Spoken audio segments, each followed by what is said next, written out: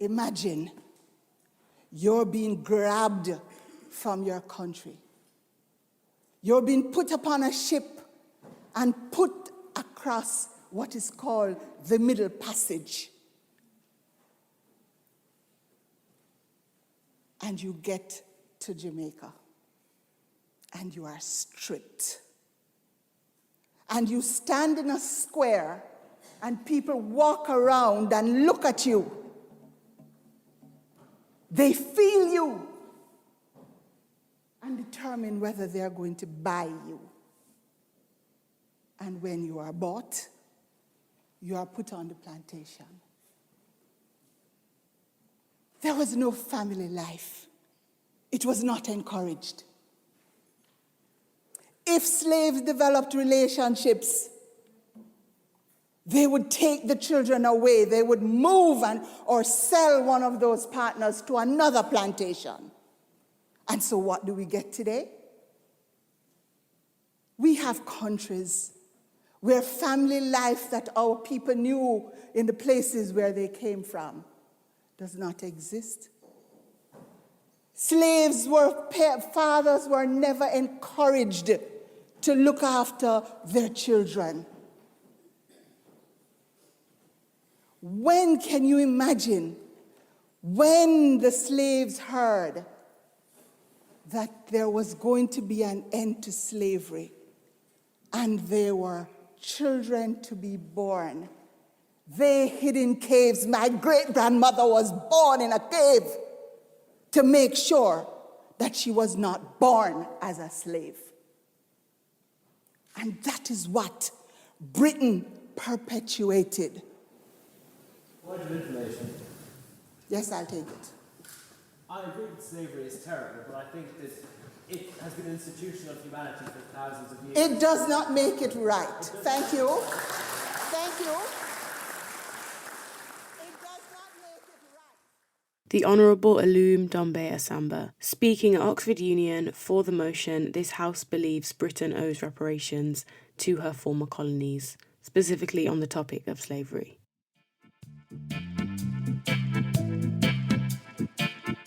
Hello everyone and welcome to episode 91 of the History Hotline. My name is Deanna Lincook and I'll be your host today as always.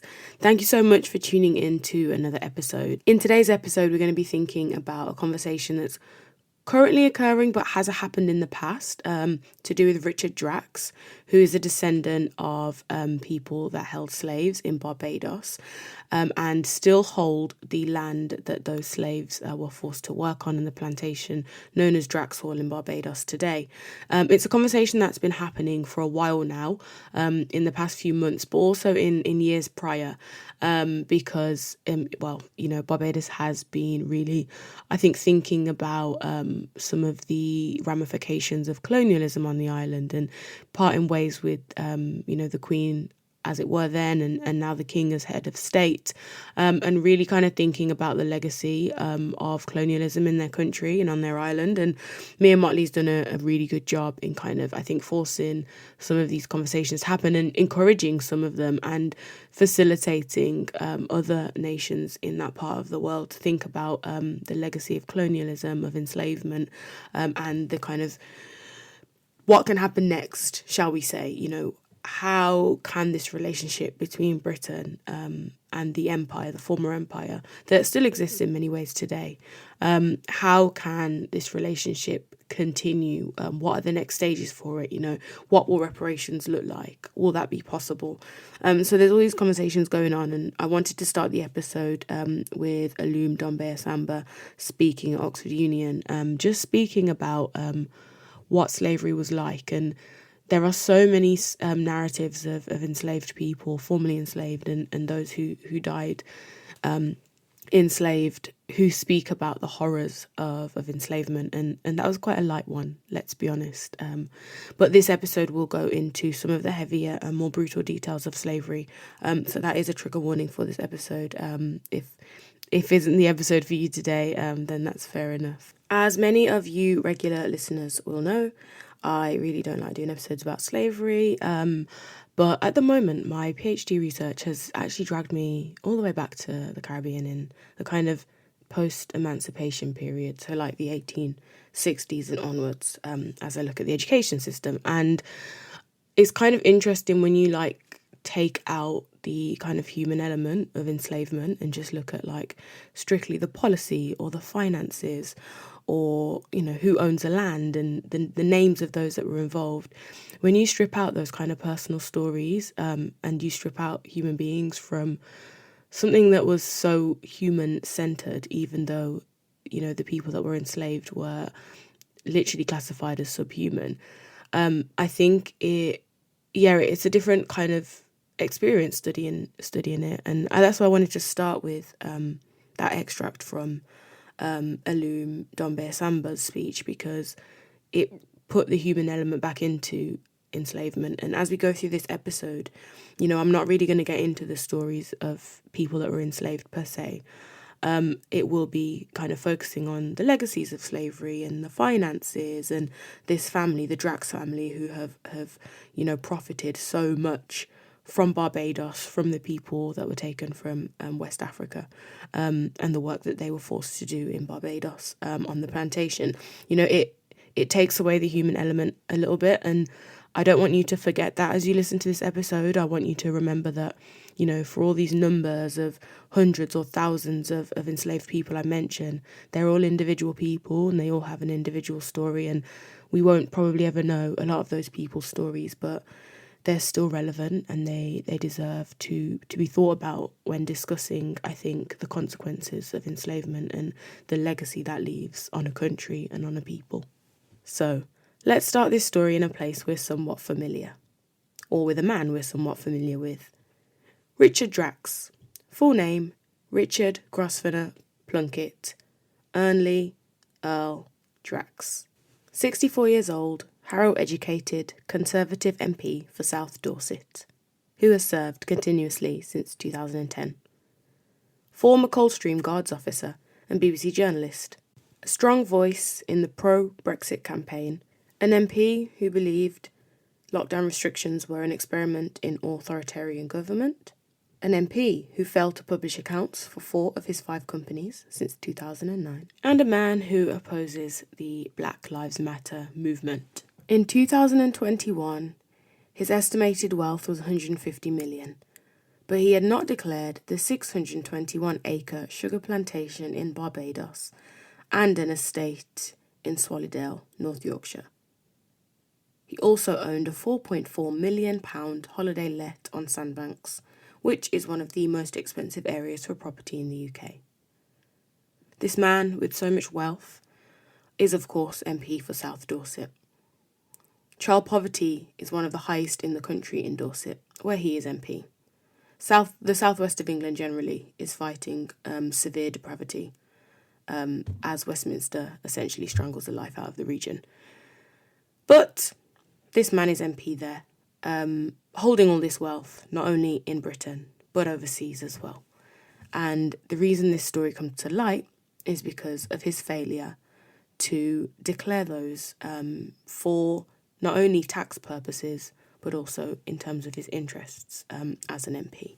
This breach of Section 448 was raised with Company House in late January 2021, as he failed to publish 4 of his 5 businesses for decades, essentially blaming his accountant for missing them off and the fact that the plantation in Barbados was in probate, as his dad had passed away in 2017. So his argument was that it hadn't been fully transferred over to him just yet. And I'm going to read an extract from a Guardian article written in April 2021 by Paul Lashmar and Jonathan Smith. And the extract states, Drax owns some 125 Dorset properties personally or through family trusts. The estate's finances have mostly been hidden from public scrutiny and involve at least 6 family trusts and as many financial entities. When Drax amended his registrar entry in January and correctly named the companies he owns, which relate to his farming interests, he grows poppies to make morphine for the NHS and barley for craft brewers. There were still problems. 4 of the companies had not provided any accounts in the last decade. As both of his unlimited companies were subsidiaries of a limited company, under Section 448 of the Companies Act 2006, they should all have submitted accounts annually. Concerns about a Section 448 breach were raised with Companies House in late January. Over the last 2 weeks, some 50 documents from the 4 companies have appeared on the Companies House website, including a decade's worth of missing accounts. 2 limited companies, said to have been dormant from 2009, are now shown to have been active. The unlimited companies have now filed accounts showing in some years hundreds of thousands of pounds worth of financial activity. All had been approved by Drax annually as late as November 2020. So not only is Richard Drax, being called on to pay up in Barbados, there is a course and a claim and a conversation regarding maybe the amount of tax he should be paying or should have been paying in the past few decades due to his family trusts, businesses and companies in the UK too. Now, I'm not an expert on tax, on businesses, on accounts, on money or anything of the sort, but I know that if I don't pay my taxes, then there is a chance that I will be going to prison. And I feel like the same rules just don't apply for everyone in this country. But that's not what we're talking about today. I will leave us with a quote from Alex Cobham, the chief executive of the Tax Justice Network. That was also quoted in this Guardian article. And he points out that under Companies Act, it was an offence for a person to, quote, knowingly or recklessly make a statement that is misleading, false or deceptive in a material particular, with potential penalties including imprisonment. And I'll leave that there. So that was a conversation happening in 2021 regarding tax, regarding, the passing over of the property in Barbados and some of the limited companies and family trusts in the Drax family name. But this is a very wealthy family. This is crazy wealth in the grand scheme of the UK and in the grand scheme of Barbados, most definitely.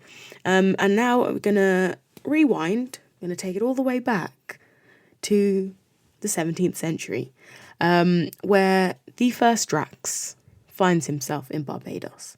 And to kind of, narrate some of this story, and probably one of the most, I would say, important kind of people speaking and doing this work regarding Drax, regarding Barbados, regarding enslavement legacies, is Sir Hilary Beckles. He is a Bajan historian. He is the current Vice-Chancellor of the University of the West Indies. He is chairman of the CARICOM Reparations Committee. His historical work covers, such big and broad topics regarding slave rebellions in Barbados, the impact of colonialism and empire on society, Barbados society today, Bajan history, education, telecommunications, labour movement, sporting culture, cricket, and so much more. So I thought I'd start with the kind of explanation he's given in more recent times about the Drax family.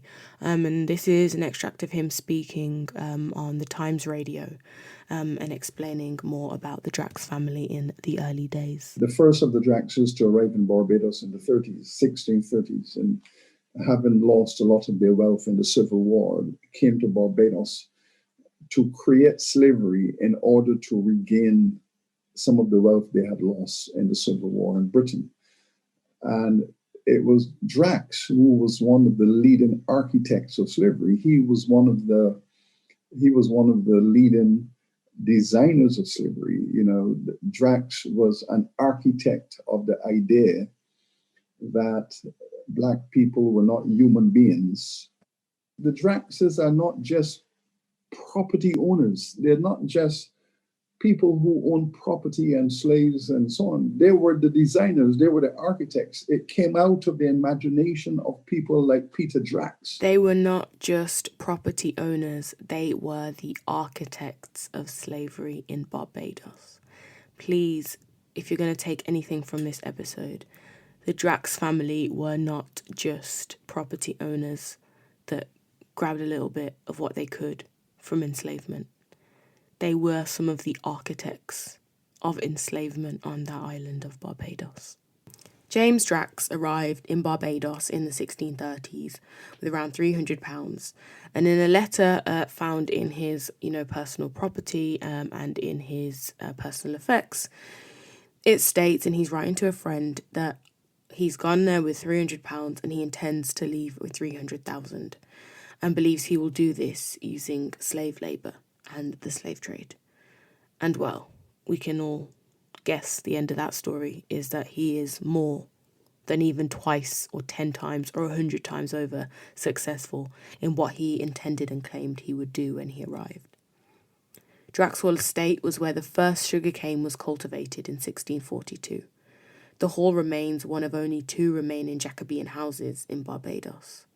There is no family in Britain that has been so consistently and persistently attached to slavery in Barbados than the Drax family.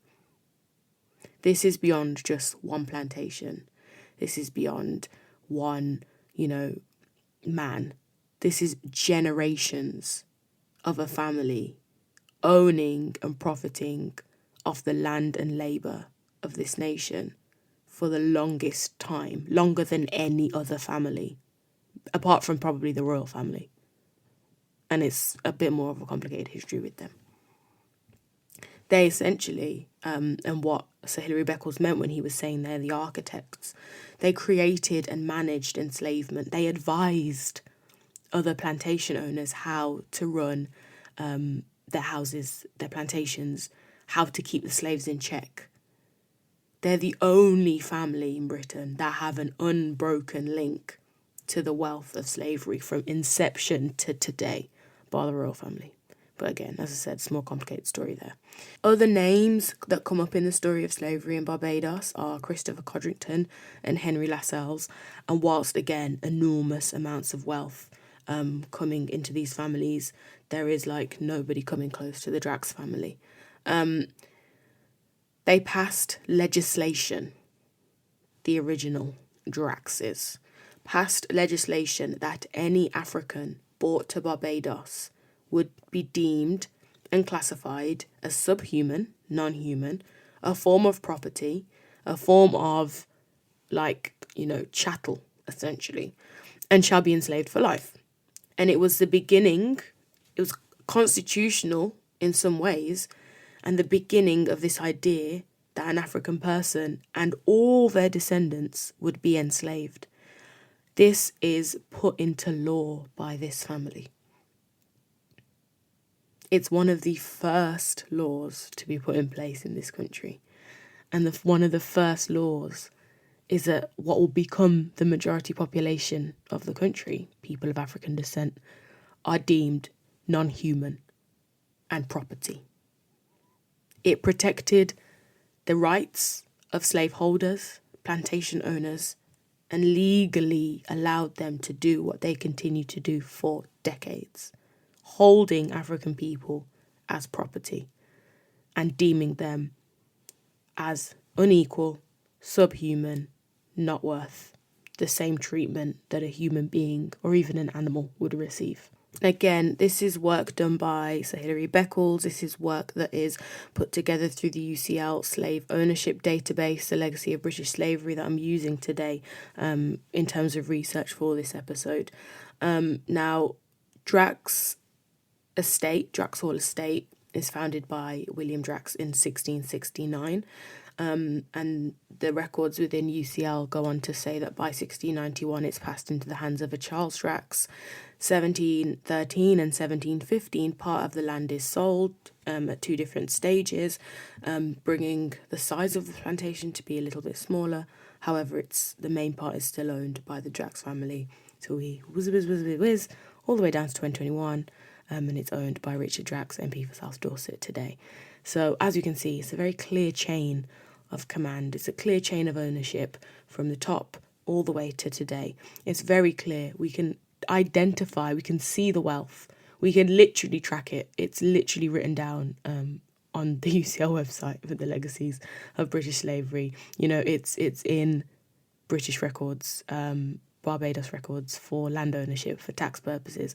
It's a very clear-cut story. The question with reparations, and we're not at that part of the episode yet, but the question is always like, oh yeah, well, but who should pay them? Like, how would we get them from the right people? How would we know that it was that family that benefited from enslavement, or their ancestors held slaves? Oh, here we go.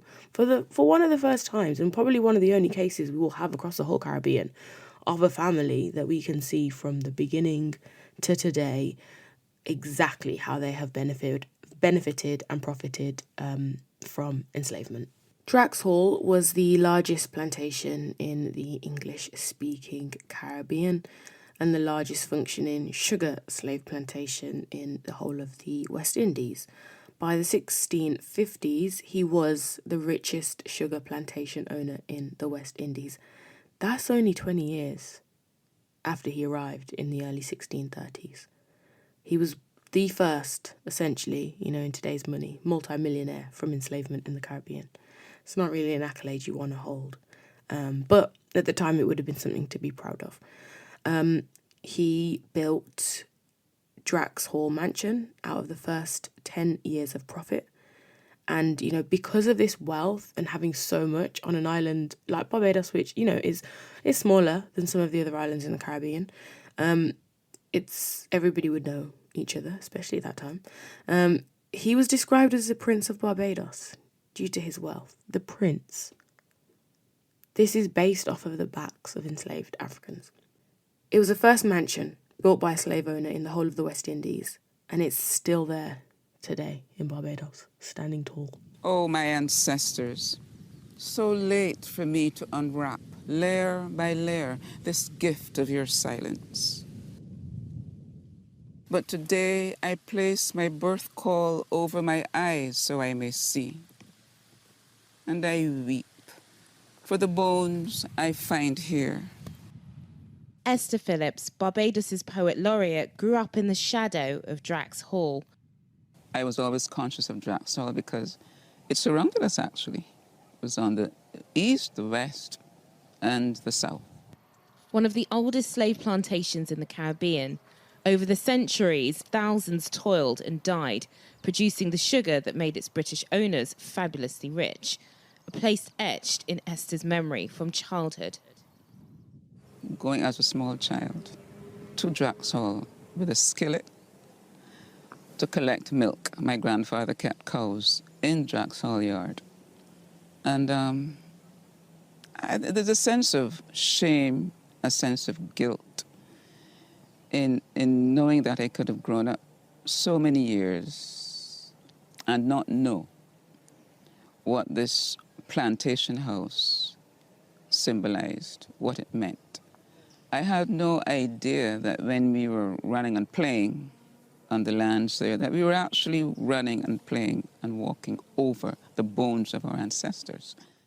And that was Esther Phillips speaking on a Channel 4 News report that's now on YouTube, titled Calls for Drax Hall to be open to public as Barbados becomes a republic, from about a year ago. And I just felt like that clip was so chilling. It not only speaks to this, physical legacy that can't be ignored because it takes up so much of the island, especially for people that live in that area, but also the fact that the legacy went unknown for so many. Esther Phillips, as a child, not knowing that she was potentially walking on the graves of her ancestors. Now, if that's not chilling, I don't know what is. And the fact that, the family aren't there to use the property, as far as I understand. It's not like it's a fully running house or operation. It's in part used, I believe it was used in part for agriculture for other people. But it just stays there. It's private property. You can't go on it. And, what has that big eyesore of a building and land gonna have as a permanent reminder to people that live there and know that their ancestors suffered at the hands of this family? For me, as a historian and other historians, beyond just the physical space, it would be interesting to take a look into the records, to understand what's the history? What did our ancestors go through? What was the run of that plantation like?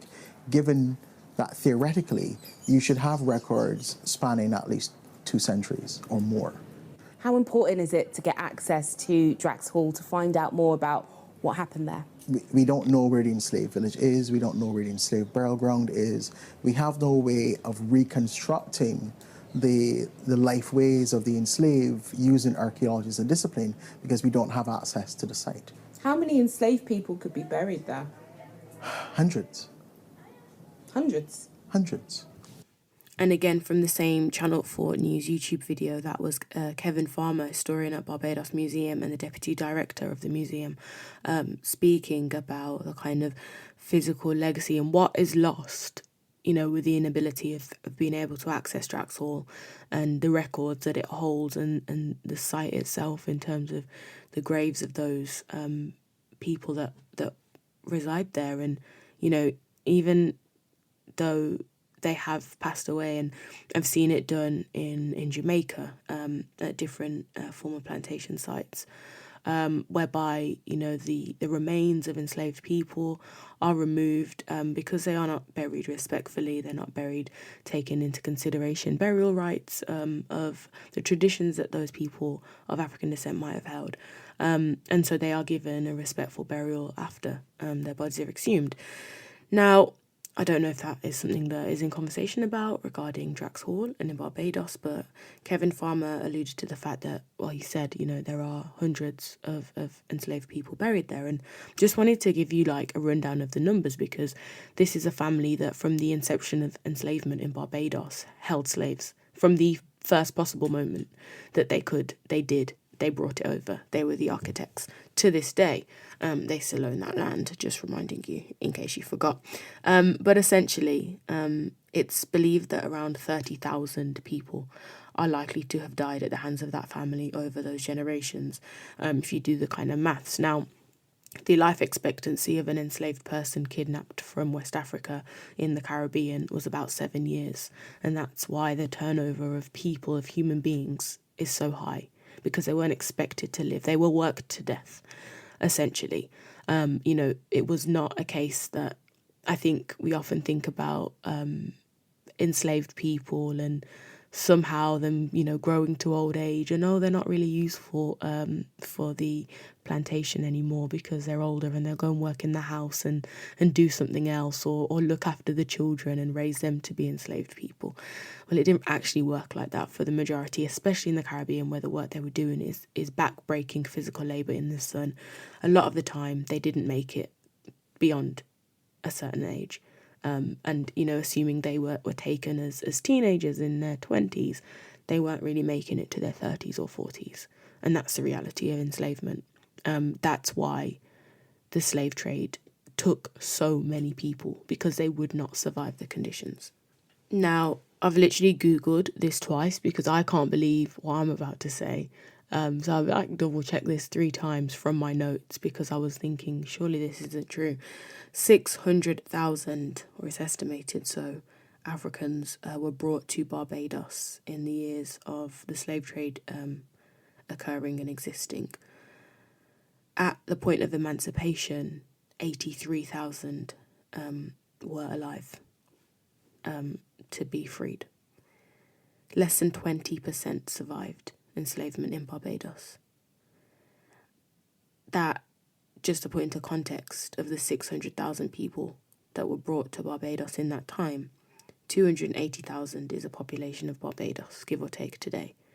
So that's like over double the population today of the island was brought to the country to only leave 83,000 of them, less than 20%. Hilary Beckles, in a talk that I listened to about this, said that slavery in Barbados was genocide.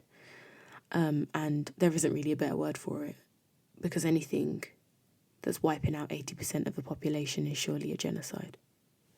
In 1675, the first rebellion on the island was attempted, and enslaved people planned to, make their first attempt at freedom. Unfortunately, the plan was foiled, essentially. They were found out before they were able to really get it off the ground. And it's at this point that it's like the second generation of Drax. Henry Drax is running the plantation. And I think his response to this act of rebellion, to this escape for freedom, really does summarise and really does epitomise the stance that family had and the treatment that they believed these people deserved. And again, I gave a trigger warning at the start of the episode, but this does get quite graphic. So, after the attempt was foiled, they captured over 120 Africans who they accused of trying to free themselves and, attempt to escape. And they just decided that 120 of them were guilty. I don't know any successful plan or plot that is literally orchestrated by 120 people. It's a large planning committee. I've seen smaller committees not manage to pull it off. So, the fact that they've accused 120 people of it already says enough for me. However, of the 120, they had to decide how they were going to discipline and punish them to make sure it didn't happen again. And so they set up a bonfire on the land, and they burnt 47 of them alive as punishment. Another 30 men were taken and castrated until they bled out to death. And that was the punishment. That was all in law. That was not an overreaction by any means in their eyes, because that was their legislation. That was how they had agreed that they would treat enslaved people. It was allowed, it was encouraged. They had to come down hard because, as we know, as they've put into the law, these are not human beings, this is property. And to make sure this property did as it was told, that was the consequence. Now, this is only the second generation of the Drax family that would have participated and owned slaves, but this behaviour, this kind of training up of other plantation owners of how to treat their enslaved people continues on. We have descendants creating pamphlets and writing manuals, which will be discussed in this clip taken from the wonderful Channel 4 YouTube video that I've used so much of today. This is an instruction manual of how to manage a plantation, and it's from 1786. And one of the authors in this is Edward Drax. And in here you see the attitude towards enslaved people. The blacks are commonly addicted to thieving. If it be for their belly, it's more excusable. But I hope none of mine will ever have occasion to be thieves for want.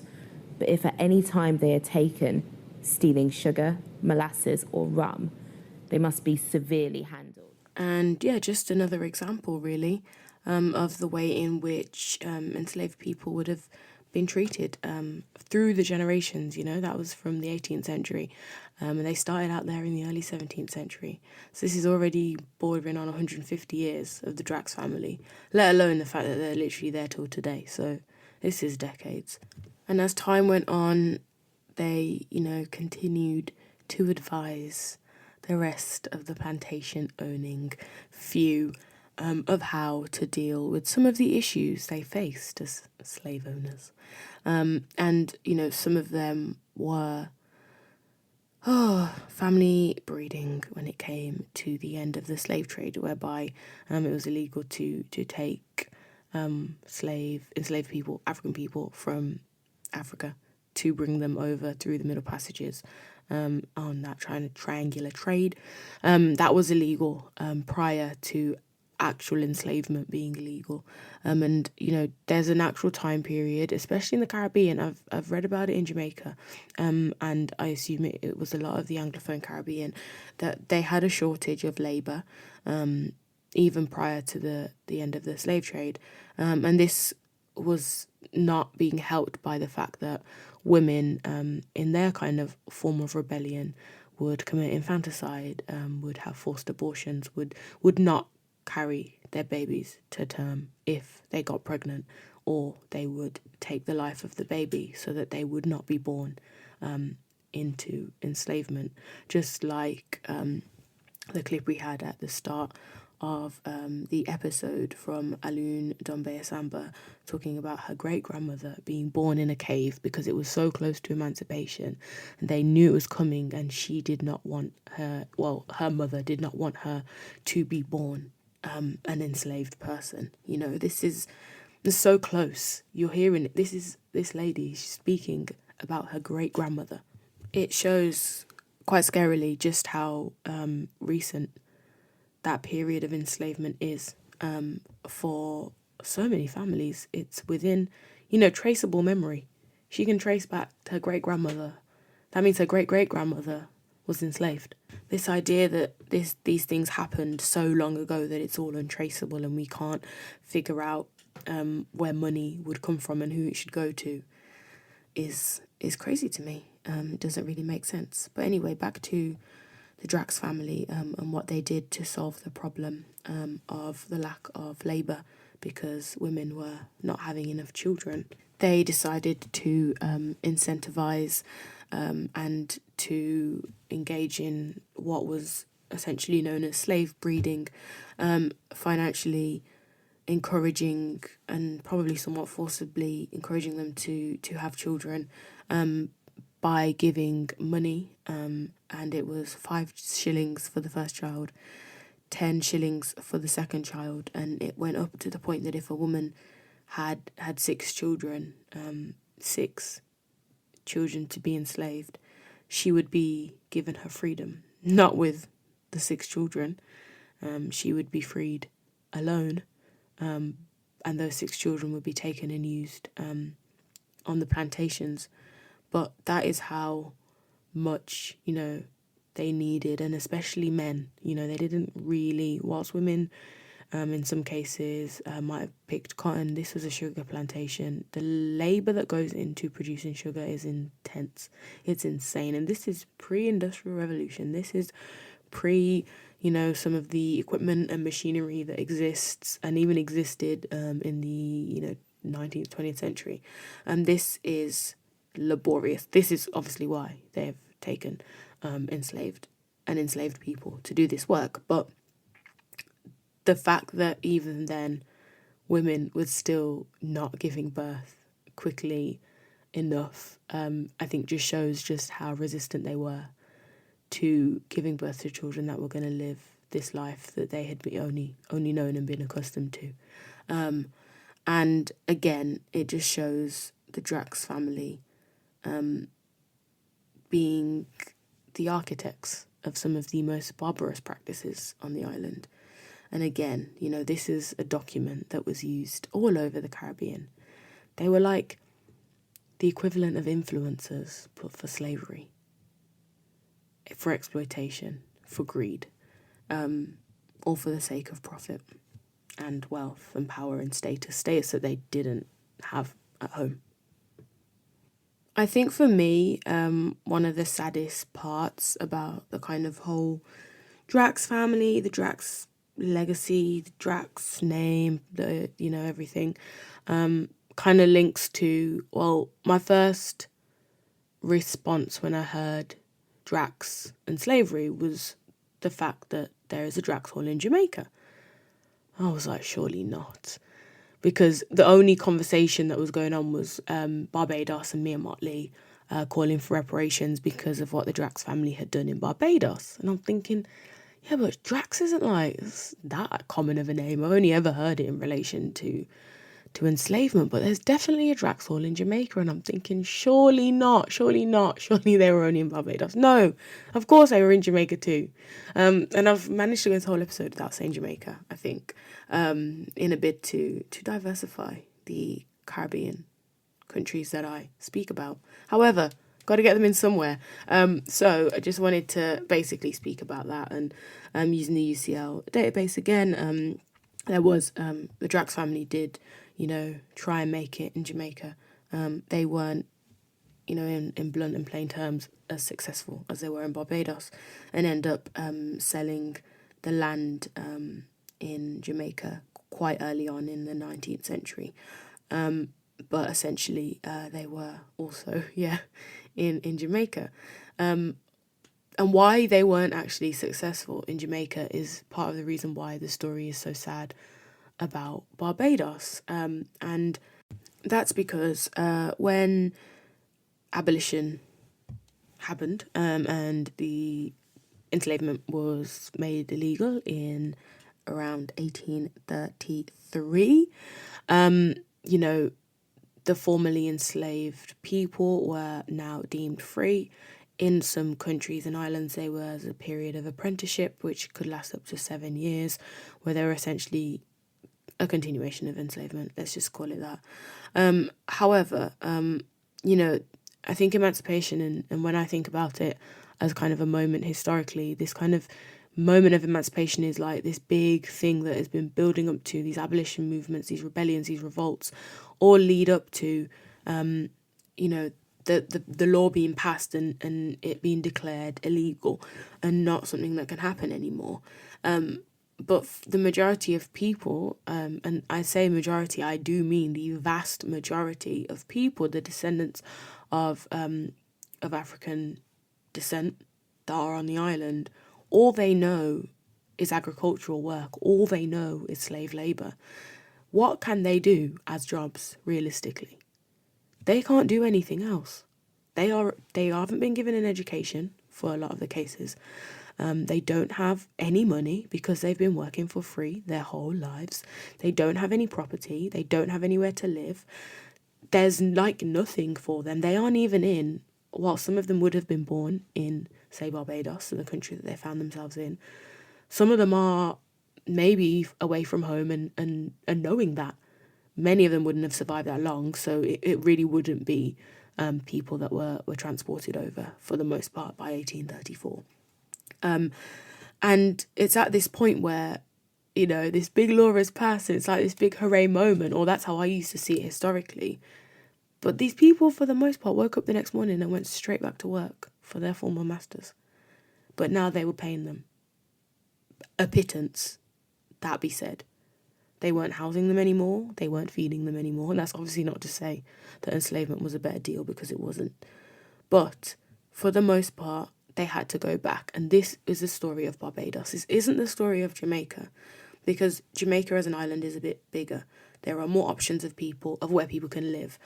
And because of the communities like the Maroons that lived up in the hills, and essentially lived as not necessarily the Maroons, but the formerly enslaved people that decided to go to the hills and the caves to lived as a class of peasantry, essentially, because they refused to go back and work for those people they had to call master.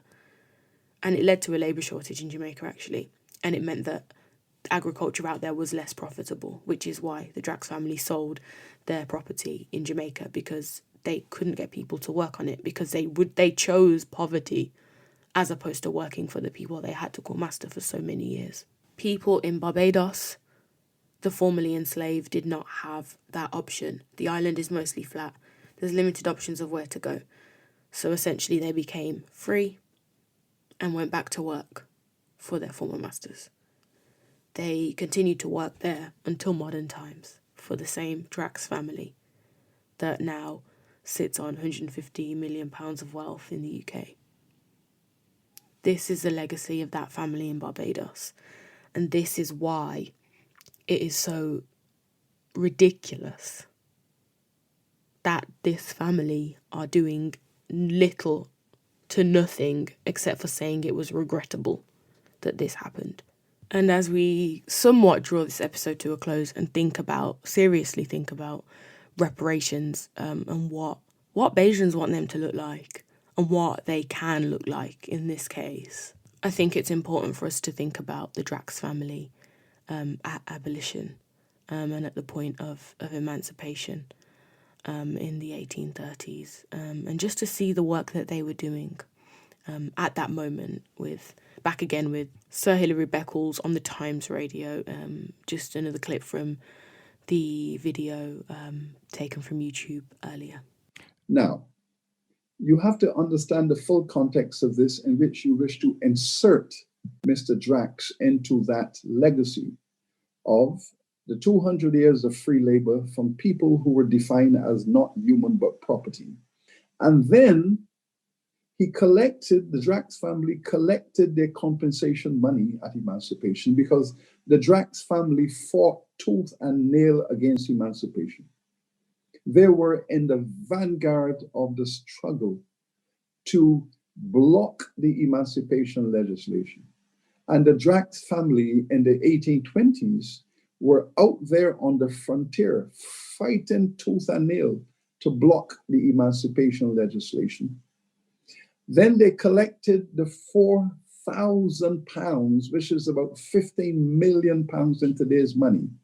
But critically, they held on to their plantation and they held on to the workers who were emancipated.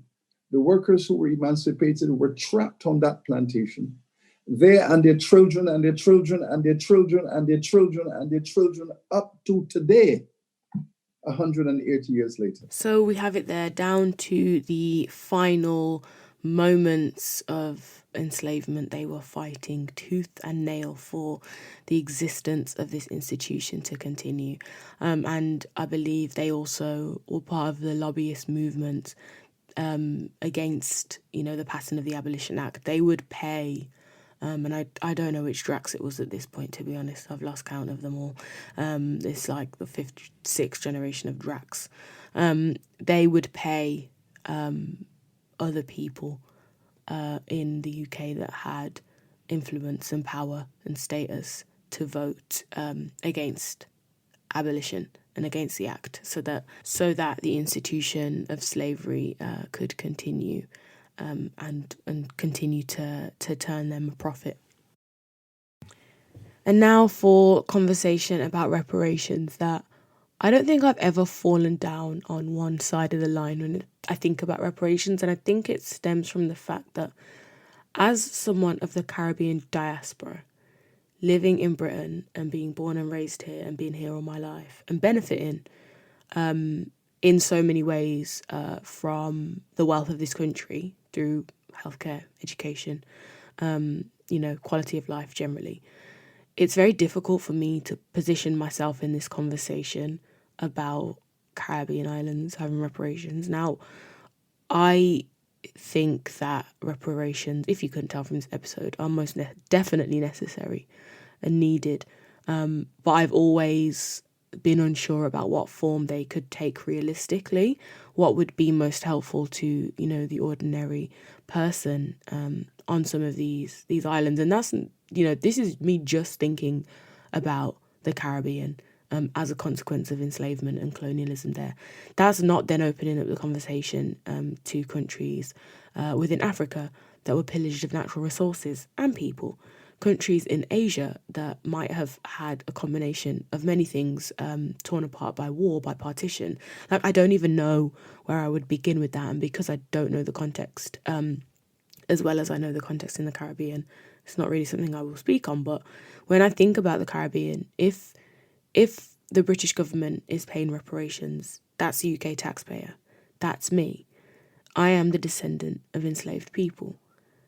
That doesn't feel like it makes sense.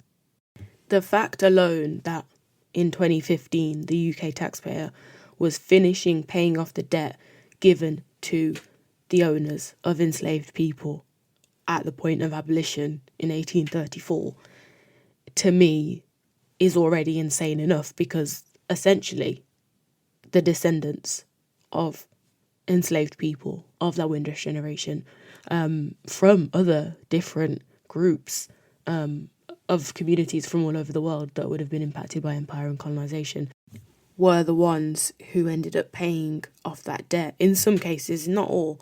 And that's the thing. It's like the British government compensated those people that lost property, as they were decided that they would have been called, in the passing of the Abolition Act.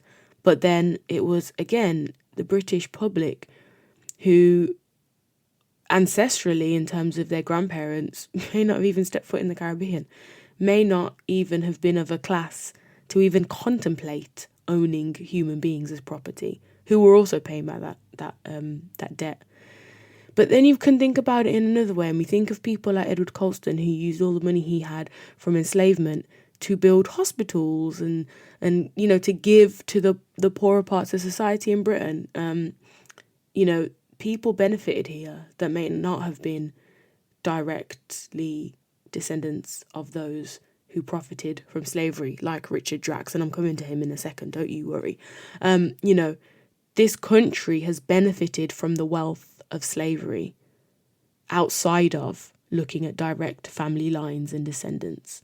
The whole infrastructure, the whole funding of the Industrial Revolution, the buildings. There are literal buildings in the UK that have plaques on that says this building is funded by the slave trade. This building is funded by enslavement. This country has so much to answer for, financially alone. And that's not even thinking about the cultural impact of enslavement on these countries, something that money cannot buy. Money cannot bring back people's traditions and spiritual beliefs and foods and languages. And they go beyond just slavery. This is the whole of colonialism and the British Empire. And I'm going to pass over to my good friend, Sir Hilary Beckles, because he's questioned on this, and it's what drew me to the Times radio interview, because it was him responding to the journalist that was saying, oh, well, this is great, we've got Richard Drax. We've got the case of someone who's a direct descendant of enslavement. We've got clean-cut lines, as I mentioned earlier in the podcast, clean-cut lines of the wealth and the money that they have managed to gain from enslavement. Here we are. We can take this money. We can the country can be given reparations. A call can be made, and quite a clean-cut and simple one in many cases. But I guess the question that follows, Hilary, is what's the consequence now? Should there be some sort of economic reckoning? Because that would have made vast amounts of money. It would have been economically viable because they were using slaves rather than paying a fair wage. And that wealth has resided in the family for centuries. That point is very clear. I guess the question always, and maybe this is a unique situation because the wealth has remained in one identical family with one identical institution, one plantation, and more, as you've been saying. What's the consequence now, though? Is there a figure you can put on it? Is that what we should be doing? We find that the narrative you have just given to be totally unacceptable, and it's a distortion. This is why. When the Drax family were part of that legislating that Black people were not human beings, the psychological, cultural, epistemological consequences of that denial of your humanity, and then the enforcing of that for all of these centuries, that is the greatest crime that has ever been committed. The greatest crime that has ever been committed is to deny people their humanity, their right to a human identity, and to use your legal and military power to enforce that for centuries. When you try to reduce this conversation to a matter of how much money they made and how much wealth they have, let me tell you, that is a part of the conversation, but that is not the center of the conversation. The center of the conversation is a family that use its legal and military power within the context of the British Empire to degrade 600,000 people for 200 years in the first instance, and turning Barbados into a tomb. A whole lot can be said about reparations and what they should look like and could look like. And the speaker I started with, the Honourable Alun Dombe Samba, speaking in her Oxford Union address in regards to the debate that was occurring about reparations and whether the British Empire should pay them. She speaks about other kind of forms of reparation, like training and education and health services. And of course, all these things cost money, but they're some of the things that lack in that region of the world because of empire and because of everything that happened there. And, one of the, I think, biggest calls in this case with Richard Drax is that the very least, his family should hand over Drax Hall and the plantation land to the government of Barbados so it can be a heritage site. Just like I believe, there is already there on the island, and that already exists for some of the other former plantations. And so the calls right now, at the very least, are for that family to just hand over that land. And so in that sense, whilst, yes, it's a financial sacrifice for the Drax family, they would be giving up the wealth that is held in that property and in that land, could then be used by Barbados, by way of opening up these heritage sites and using it in the case of tourism. It would obviously provide them with jobs, with wealth, with money, in some ways. And that's just kind of one of the calls in this case anyway, in the situation here. But I'm going to pass over to Professor Pedro Welsh of the Barbados Reparations Task Force, speaking more about the idea of reparations. There are a number of facets to reparations. One of them is that you need to invest in the various Caribbean countries. We came into independence, this country, and there's absolutely nothing that was given to support countries, our country, and countries that were suffering from centuries of neglect. I was suffering the legacy of enslavement. Nothing was given. Richard Drax, he has said that it is regrettable, but that has given the sentiment that also this is in the past. He can express regret, but essentially this isn't on him. You inherited it, and you could not be the owner of the plantation had it not been for the blood, the sweat, and tears of the people who work there. They're the ones who made you. And whether you accept it or not, you have a responsibility to repay some of that for them. And I will say that is something I do wholeheartedly agree with. That clip, again, taken from the Channel 4 News YouTube video, calls for Drax Hall to be open to public as Barbados becomes a republic. This video came out a year ago in the kind of conversation of Barbados breaking ties with Britain and removing the Queen as head of state, and thinking about this kind of next step in regards to confronting the legacies of empire colonialization and enslavement, in this case with the Drax family. And so this is where I will be departing and leaving you here. I can't believe I've spoken for an hour. It's probably the longest episode I've done in months. But I wanted to say thank you so much for listening. I hope you've enjoyed this episode. I do realise that putting an episode out like this on the 21st of December, so close to Christmas, is probably a little bit heavy and probably too much. So, I assume that maybe you're not listening to it when it came out during Christmas. And something I apologise for, because this episode was supposed to come out last week. You'll probably have noticed there was a gap. But due to lifing, PhDing, and, everything being quite busy, to be honest, this episode didn't come out last week, and it should have. And so this week I was supposed to do a food episode about some of the wonderful Caribbean delicacies we see at Christmas. That will be coming out next week instead. And I am thinking about potentially putting out episodes fortnightly instead of weekly. It's a conversation I'm having with myself and I will continue to have over the next few weeks and reach a conclusion very soon. But I have enjoyed actually taking essentially 2 weeks to work on this episode and actually produce an hour of what I think is better quality content. And so maybe this will be a better way to work this podcast moving forward, as it's still a solo affair, and I still do have a PhD and a job, and other commitments that all are really beginning to add up. But for now, it'll be a weekly enterprise, and I hope you enjoyed this episode, and I hope you tune in to many, many more.